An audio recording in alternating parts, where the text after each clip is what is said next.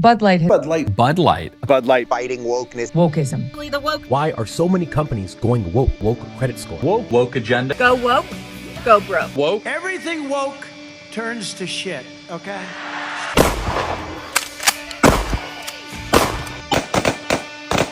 But our algorithms make you do what we want.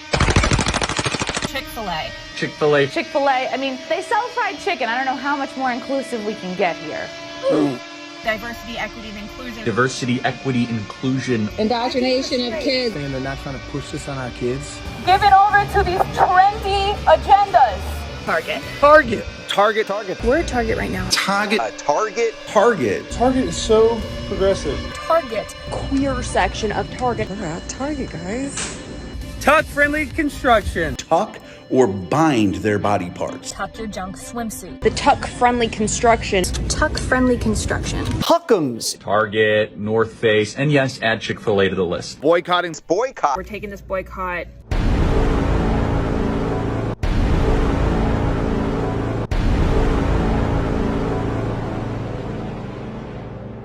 Toward the end of 2022, right-wing media sphere became a buzz with boycotting an American institution, Bud Light, specifically Anheuser-Busch as a company. It all stemmed from the Daily Wire's Ben Shapiro going on a constant tirade about a TikTok influencer named Dylan Mulvaney, who I actually thought was the comedian John Mulaney. The story goes that Bud Light sent a custom-made Bud Light can set directly to Dylan Mulvaney, not for commercial sale, but for an individual ad read for Dylan Mulvaney's audience. And Bud Light sent me possibly the best gift ever. To celebrate 1 year of being a woman. Seems innocuous, it seems fine, normal corpus stuff.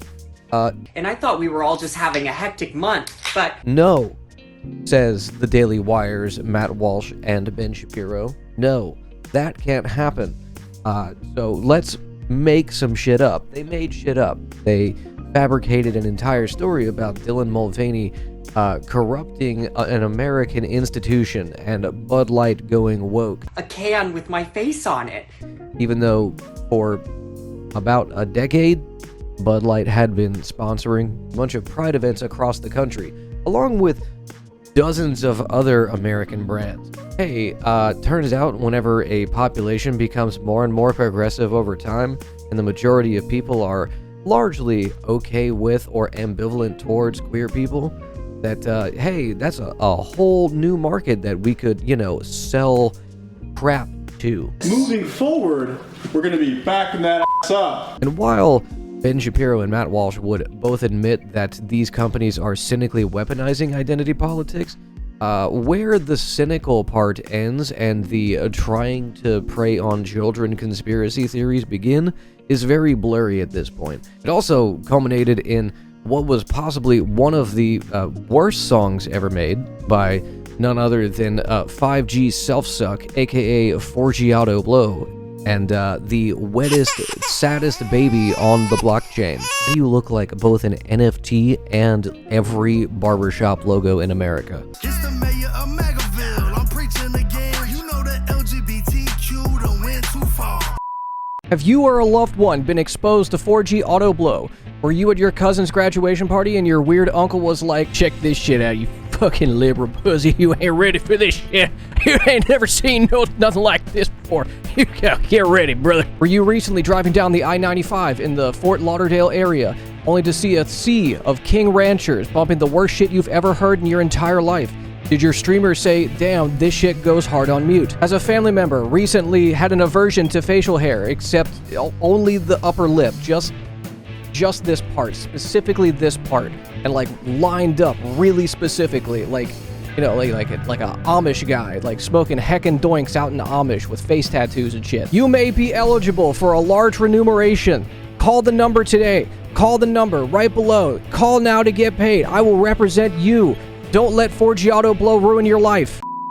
After Target decided to put out around 1,000 products for their Pride displays during the month of June, everyone within right-wing media decided to capitalize on it, including one person who its entire content is, having episodes in public spaces because he sees rainbow flags. On one hand, we have a guy with the worst mustache choice possible, and on the other hand, we have multiple guys who are deathly afraid of mustaches. Within you, there are two right-wing facial hair choices. Which way, Western man? Vice News actually did a very good mini documentary on 4G Auto Blow and his crew that he runs with, which one of them was actually in the music video too. They did a very good job of displaying the rapid pace that these right-wing media influencers will follow. Once something controversial starts to trend, they immediately capitalize on it.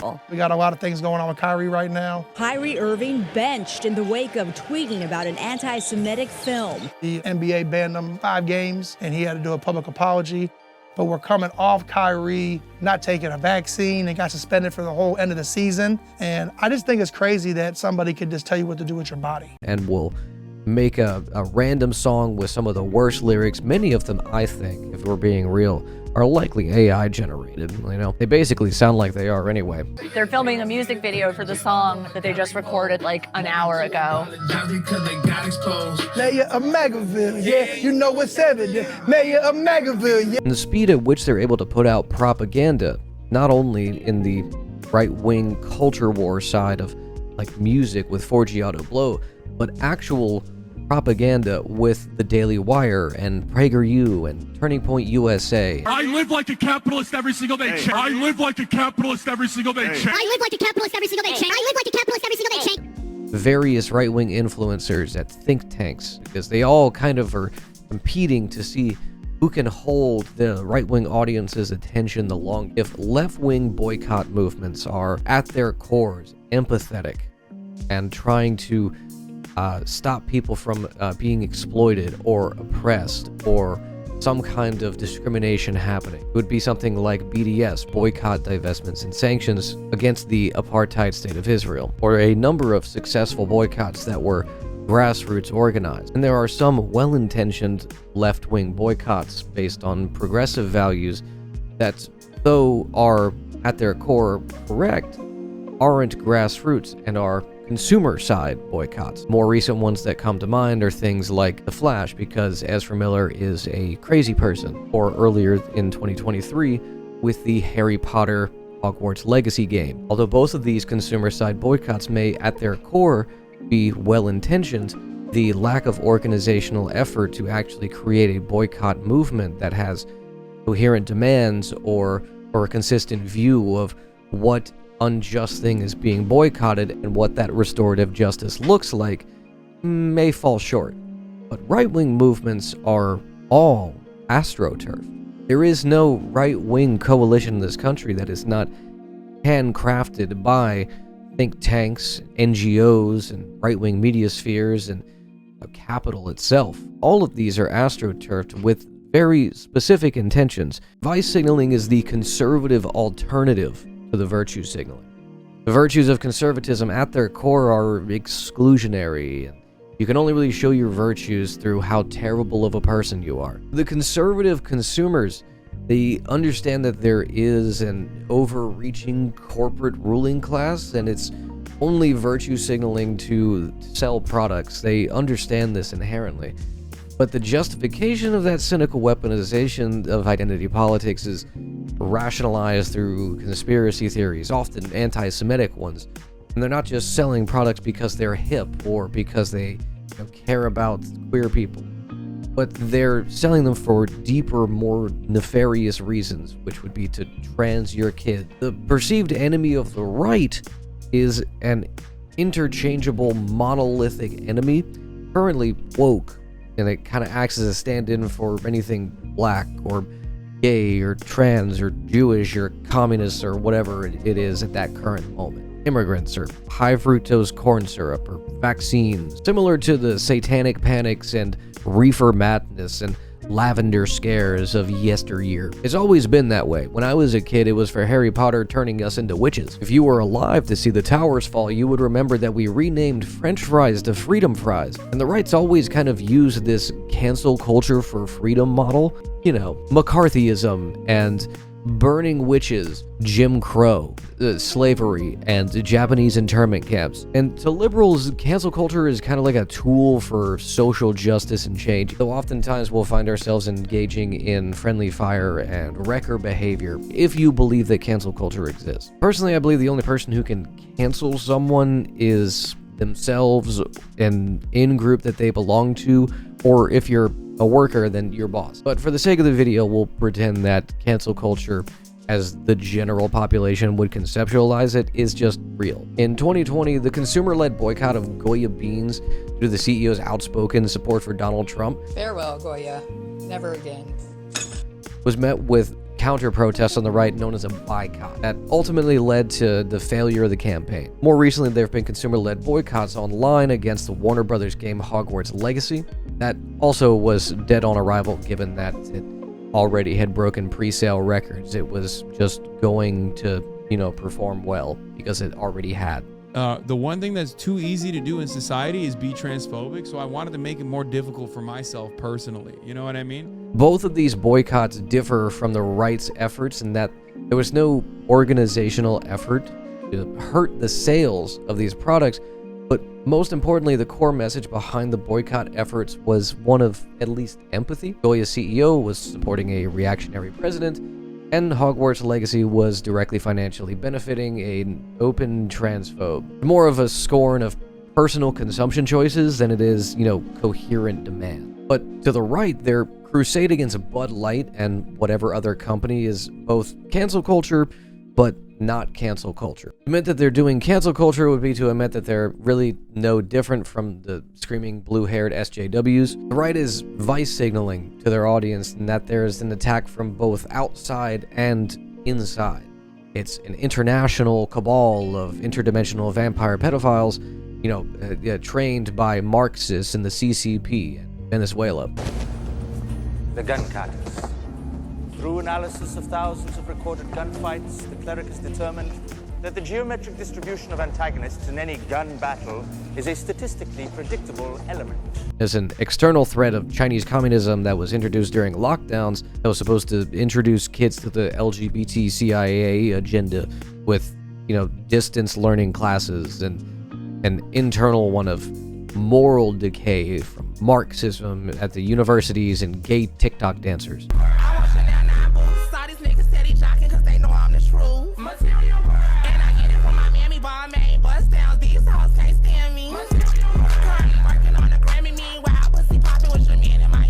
And much like Marxism, the right can't really define what any of their enemy really is. It's all incoherent, it's inconsistent, it's based on their own internal biases, but they know that they're angry and they have at least something to direct it towards, and in this case, it's queer people. The right has always co-opted the tactics and language of progressive and emancipatory movements for their own ends. The recent redefining of woke as a pejorative against all of the things that they hate, while in the same breath they rallied against corporations who they directly defend the interests of, is kind of an example of one of these tactics. One of the common threads with the boycotting of, be it Bud Light or Chick-fil-A or Target, was a sense of feeling besieged, and that American institutions or cultural identity was under attack by either an external or internal threat.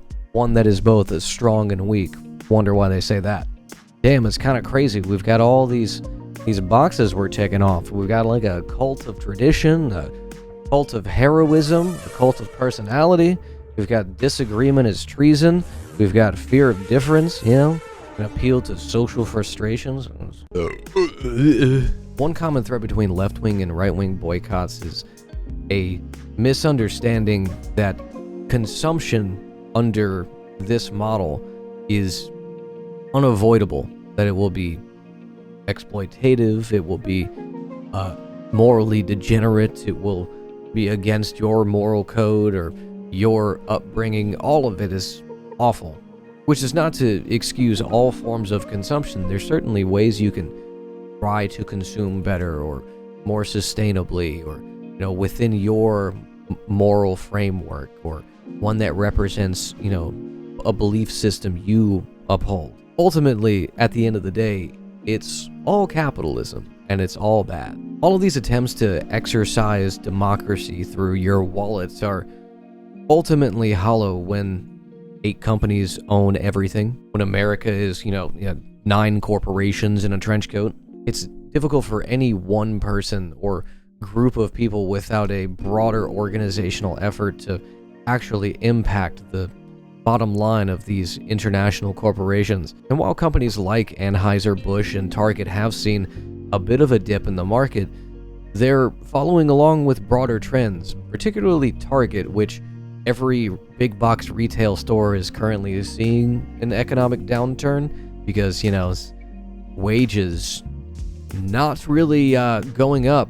The outrage is being manufactured. You have a feeling that something's working because you're constantly seeing on your timeline that Target is taking down pride displays, despite mostly it being because they were getting bomb threats. And while I don't think we should capitulate to people who are screaming about pedophiles indoctrinating children through retail apparel, and while most people within the LGBTQ community don't like the rainbow capitalism pandering to them so that they can buy more of their stuff, they probably also don't like those same companies capitulating to people who don't want to see them exist. Maybe, possibly, who knows? But in a country in the US where people are so alienated and so alone and so desperate for any kind of real connection, where there are no third places or senses of community or class consciousness, so many of the ways we identify with ourselves and other people around us is through the products that we consume. It's through the brands that we associate ourselves with. You're not a Ford man,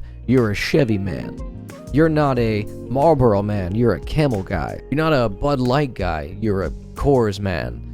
You're not a PC user, you're a console enjoyer. No Chips Ahoy for me, I'll eat Mr. Beast chocolate cookies, thank you very much, bitch. And both for the right and the left, consumption is often the biggest social identifier. And what the right-wing media sphere is capitalizing on with their boycott mania is what the conservative movements have always used.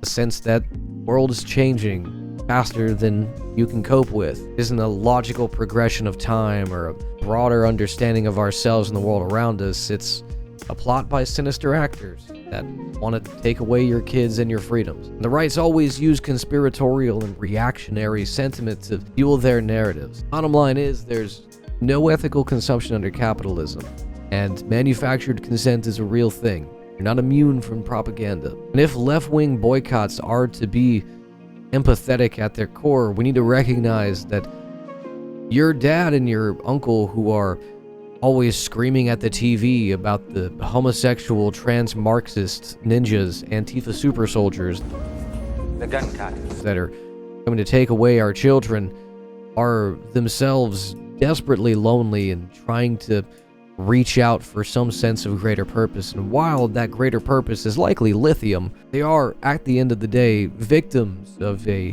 broader right-wing narrative that is financed by the very same institutions they believe they're fighting back against. Only they're doing it for freedom and for the American dream. I'm not sure how to end this video, but I guess society of the spectacle, enragement is engagement, and most of these insane people posting their else on the timeline are doing this for clout and want to sell you on their Substack or their Patreon. But when you see somebody online desperately trying to outrage bait, don't engage. Maybe don't comment on their posts, or don't maybe quote tweet them, because they're all kind of fucking losers anyway and don't really deserve any time of day.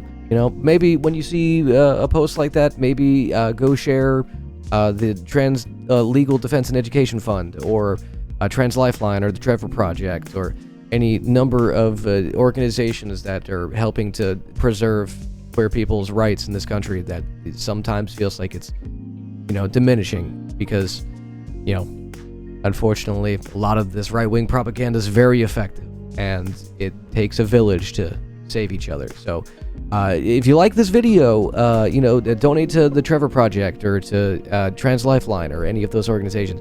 Also, follow me on Twitch and on Twitter, and subscribe to this YouTube channel and like the video, because I'm going to be posting more videos on here, and I'm live every day on twitch.tv. You should come follow me.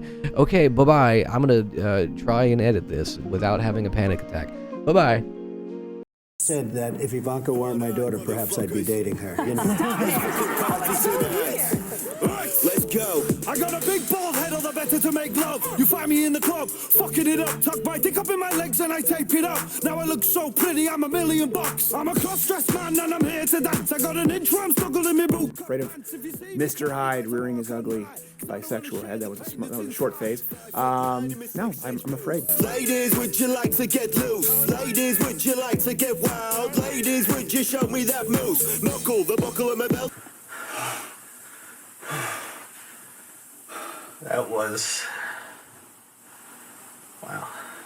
Thanks.